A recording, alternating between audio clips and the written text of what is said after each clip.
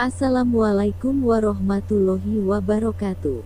Terima kasih telah berkunjung ke channel Warna Biru. Di sini saya akan memberikan informasi mengenai pendahuluan organisasi.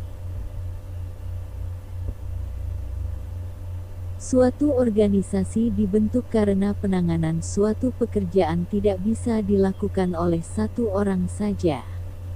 Selain itu, setiap pekerjaan harus dapat diselesaikan sebaik-baiknya dalam waktu seefisien mungkin, sehingga diperlukan beberapa orang sesuai dengan keahliannya.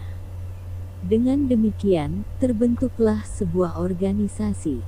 Orang-orang yang ada di dalam organisasi tentunya memiliki tenaga yang terbatas sehingga ada batasan waktu untuk bekerja, tapi bukan berarti pekerjaan tidak bisa diukur. Pengukuran kerja berdasarkan waktu ini disebut produktivitas. Makin tinggi produktivitasnya, kian efisien organisasi tersebut. Dengan begitu, organisasi memerlukan orang-orang dengan produktivitas tinggi sehingga tugas manajemen puncak lebih ringan dan dapat fokus pada strategi bisnis yang lebih luas.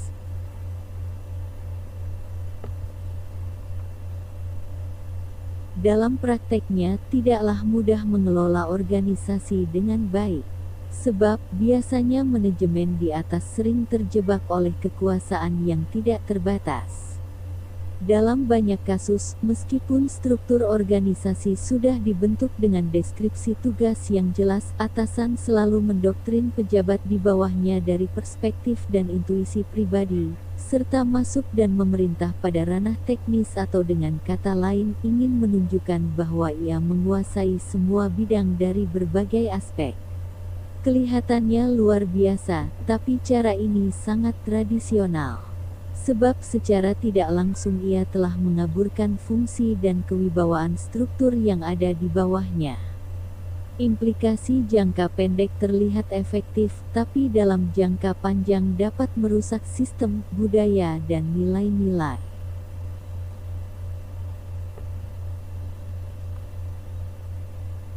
Para ahli strategi memandang cara tradisional tidak tepat dalam penanganan organisasi yang kompleks. Pembagian tugas harus didasari kepercayaan dan kejelasan peran, di mana dan seperti apa peran manajemen puncak atau direksi, peran unit bisnis, dan peran manajer. Dengan pembagian peran ini, masing-masing pihak akan berfokus sesuai dengan fungsi dan level jabatannya. Tapi perlu juga melakukan sinergi antar bagian dan menjaga kewibawaan masing-masing dalam mewujudkan tujuan organisasi.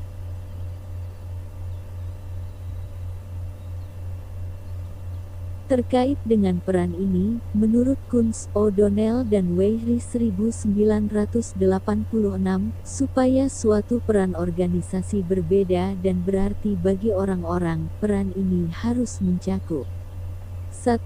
Tujuan-tujuan yang bisa dibuktikan.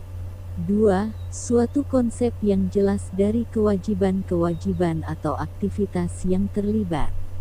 3. Suatu bidang kebijaksanaan yang dimengerti otoritas, sehingga orang yang memainkannya tahu apa yang dapat dilakukan untuk memperoleh hasil.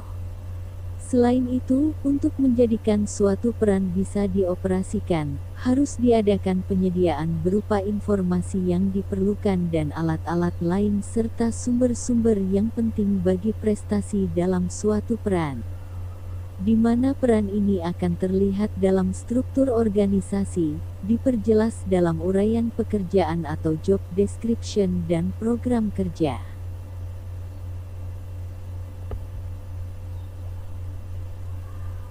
Organisasi perlu ramping. Untuk mempermudah jalannya operasional maka perlu organisasi dengan pembagian tugas yang jelas dan tidak tumpang tindih atau overlap, tapi bukan berarti organisasi yang ada harus gemuk. Organisasi yang didesain gemuk tanpa analisis pekerjaan atau job analisis yang mendalam terkadang menghasilkan produktivitas rendah, yang pastinya pengeluaran biaya besar dalam jangka panjang. Karena itu, beberapa perusahaan melakukan perampingan sebagai bagian dari rencana strategis. Gekorets 1997 mengungkapkan di antara ke-10 perusahaan utama memangkas pekerjaannya pada tahun 1990 hingga 1995 yang meliputi antara lain Digital Equipment, McDonnell Douglas, General Electric, IBM dan Sear. Produktivitas meningkat dengan rata-rata 29,9%. Tapi menurut Robbins dan Coulter 2009, meskipun kenaikan ini mengesankan, tidak semua organisasi yang melakukan perampingan itu mempunyai pengalaman yang sama. Tentunya ada juga perusahaan lain yang mengalami kegagalan dalam mencapai sasarannya. Bagaimanapun juga pilihan ramping atau gemuk ada di tangan Anda, tapi yang perlu diketahui bahwa struktur organisasi yang baik ditujukan untuk mencapai sasaran strategis. Bukan sebaliknya, strukturnya dibuat lebih dulu, barulah kemudian menentukan sasarannya. Berbeda dengan organisasi komunitas atau organisasi non-formal pada umumnya, di mana yang disusun adalah strukturnya lebih dulu, setelah itu mereka memikirkan sasaran dan aktivitas kerja. Hal itu tidak menjadi persoalan karena mereka bekerja atas dasar sukarela dan non-profit.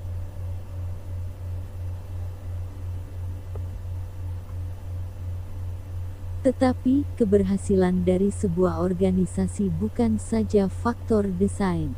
Masih banyak faktor lain yang mempengaruhi, diantaranya kompetensi, motivasi, kompensasi dan budaya organisasi. Lebih dari itu, faktor yang paling dominan adalah siapa yang memimpin, bagaimana kepemimpinannya, serta bagaimana komitmennya terhadap kemajuan organisasi.